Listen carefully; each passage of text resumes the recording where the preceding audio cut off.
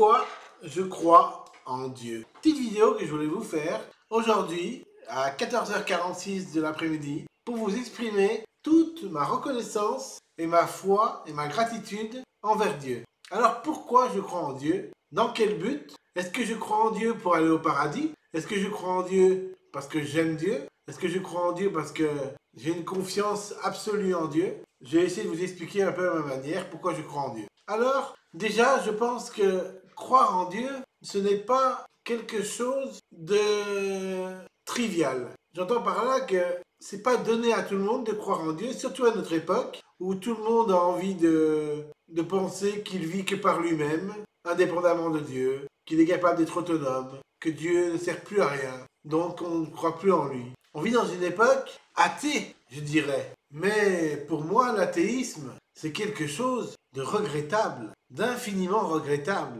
Je crois en Dieu, pas pour aller au paradis. Je crois en Dieu parce que Dieu, c'est l'absolu de tout. C'est la cause première de tout. S'il n'y avait pas cette cause première, je n'aurais pas d'existence. L'univers n'aurait pas d'existence. Et tous ceux qui sont autour de moi, tous les gens qui sont autour de moi, vous tous, mes amis dans les commentaires et dans les abonnés et tout, vous n'auriez aucune existence. Dieu est la cause première de tout. Quand on cherche la cause des choses, la cause première, c'est que Dieu qui peut le prouver qu'il est la cause première. Parce qu'il n'y aurait pas d'autre cause qui pourrait le prouver cette cause. Parce que si vous cherchez les causes à l'infini, il n'y aurait jamais de début à la cause. Or, il y a un début à la causalité, et ce début de causalité, c'est Dieu.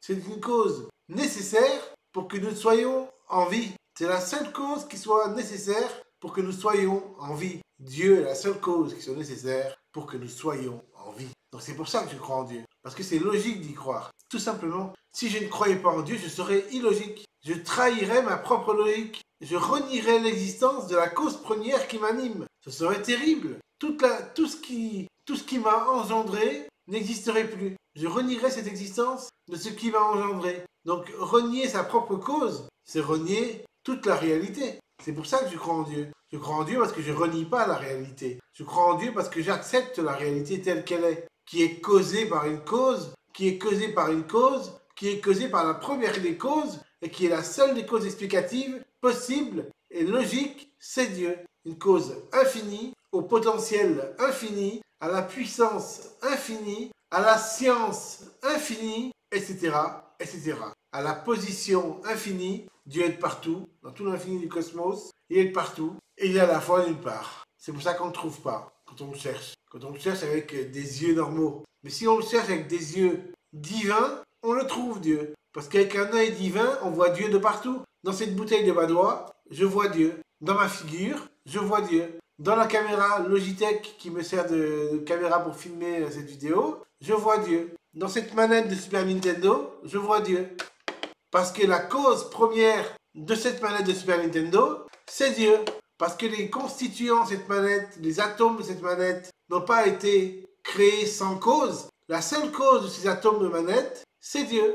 C'est pour ça que je crois en Dieu, parce que c'est la cause explicative de tout, de toute la réalité. Et Dieu est en tout, parce qu'il est omniprésent. Donc il est en moi comme il est en vous. Ça ne veut pas dire que je suis Dieu. C'est une distinction à faire, bien évidemment. J'ai l'être de Dieu en moi, mais je suis un constituant de Dieu. Je ne suis pas sa totalité. C'est impossible d'être cette totalité de Dieu en soi-même. Ce serait luciférien de penser ça. Personne n'est Dieu. Par contre, on est à l'image de Dieu parce qu'on est le constituant de Dieu dans la réalité. On est la conséquence de Dieu en réalité. Puisque Dieu est notre cause première, nous sommes la conséquence de Dieu. Donc, étant la conséquence de Dieu, je ne peux pas renier ma cause première.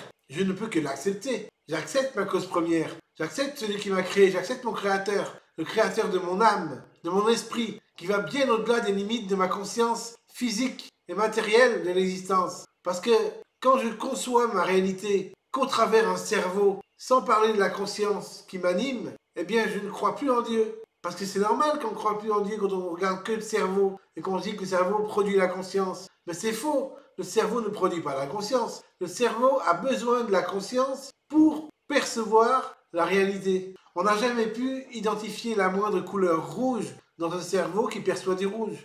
Si le cerveau il pense à plein de choses, à plein de fichiers audio par exemple, on peut dire ça. Quand vous enregistrez une chanson dans votre tête, Par exemple, je sais pas moi, il est venu le temps des cathédrales.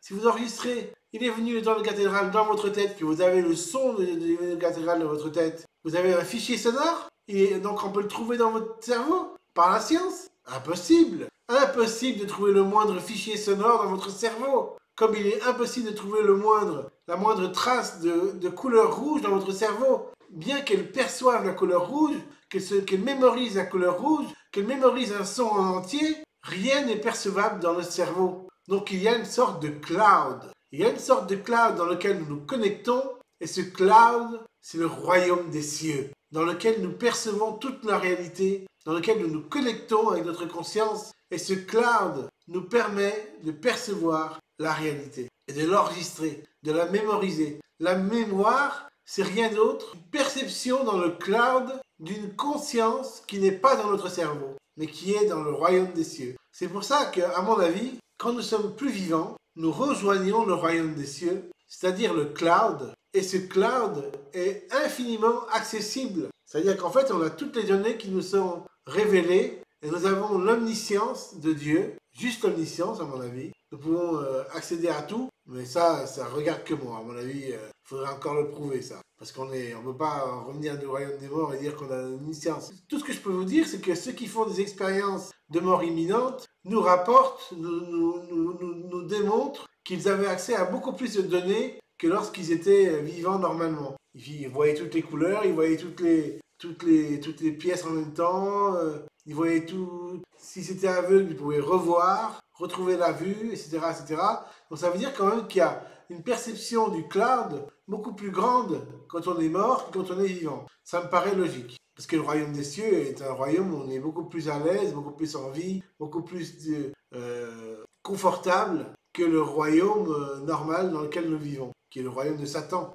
Dans la Bible, il est dit que c'est Satan qui contrôle le monde. C'est pour ça que c'est le mal qui règne sur le monde, dans les forces dominatrices, mais que quand même, heureusement, le bien fait partie du monde quand même. Dieu fait partie du monde quand même, dans la totalité, dans l'ensemble. Même si les autorités, même si nos élites sont remplies de maléfices, eh ben nous avons quand même du bien en nous, dans notre cœur, et nous pouvons faire le bien à notre juste mesure, comme un colibri fait du bien, de manière anodine, certes, mais réelle. C'est pour ça que ce que je fais là, moi, en faisant mes vidéos de foi, je vous partage ma foi parce que je trouve que c'est important de partager sa foi dans ce monde où les gens ont de moins en moins de foi à cause justement des élites qui sont satanisées, qui pensent qu'à Satan, même s'ils ne le disent pas bien sûr, hein, pour pas nous faire peur. Mais en réalité, ils sont lucifériens, ces élites. Et nos élites, ils pensent qu'à nous dominer,